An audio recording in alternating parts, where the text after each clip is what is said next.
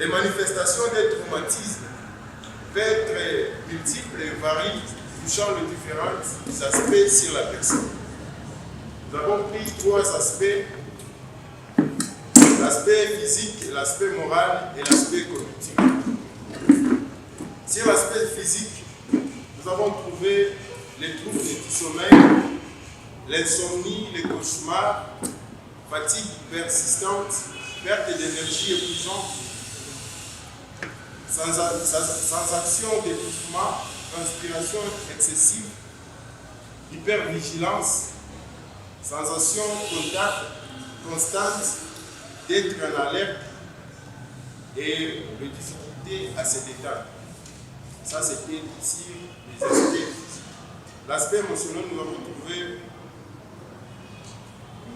les troubles d'humeur, la tristesse, l'irritabilité, la colère, la culpabilité, honte, anxiété et peur. Sur l'aspect cognitif, nous avons vu la difficulté, les difficultés de concentration, de mémoire et oubli fréquent, peur à l'avenir. La deuxième question qui avait été posée était de proposer les premières étapes d'accompagnement thérapeutique chez FAT. L'approche thérapeutique de FAT, nous avons vu l'accompagnement thérapeutique de la victime FAT est un processus complexe qui nécessite une approche individualisée et respectueuse du rythme de la personne.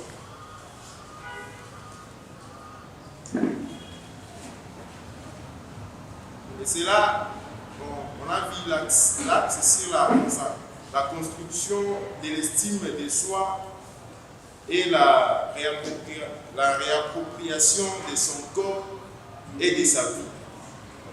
La première étape consiste à offrir, ici c'est nous avons proposé les différentes étapes thérapeutiques qu'on peut utiliser pour aider la victime. La première étape était de ce que nous avons constaté. La première étape consiste à offrir un espace où la victime se sentira en sécurité pour exprimer sa douleur et les émotions sans crainte de jugement. Deuxième étape thérapeutique que le groupe a suggéré être bon. Écoute active et empathie, cela se doit. Évaluer les besoins spécifiques de la victime, tels que les troubles post-traumatiques, les problèmes d'anxiété, dépression ou des troubles du sommeil. La quatrième étape, c'est la technique de stabilisation telle que la respiration profonde.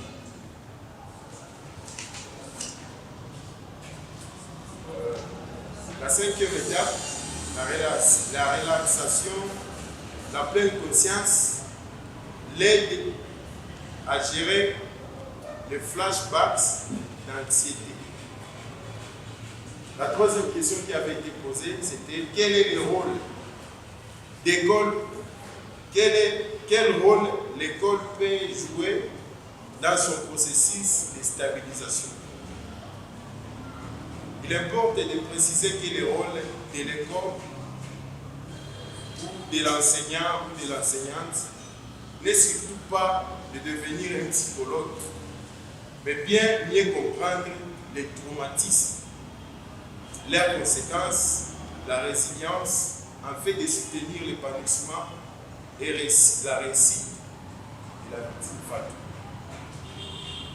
On a placé quelques points. Le premier point, c'est offrir un câble stable, rassurant et bienveillant. Travailler en lien avec les professionnels de santé. Éviter toute stigmatisation.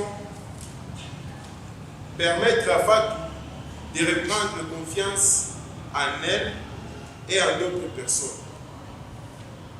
Enfin, surveiller discrètement son évolution et adapter son accueil si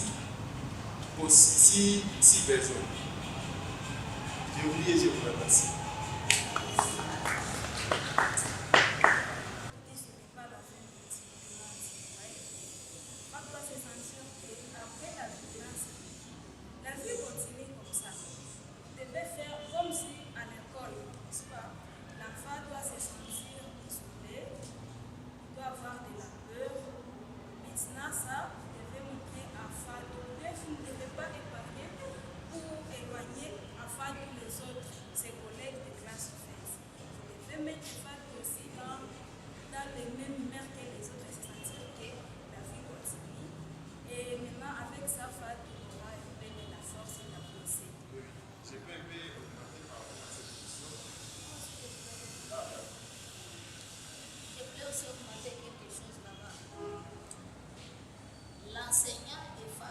L'enseignant d'abord doit jouer les rôles là à l'école de tirer cet enfant côté de lui pour que les autres aussi puissent se sentir attirés à côté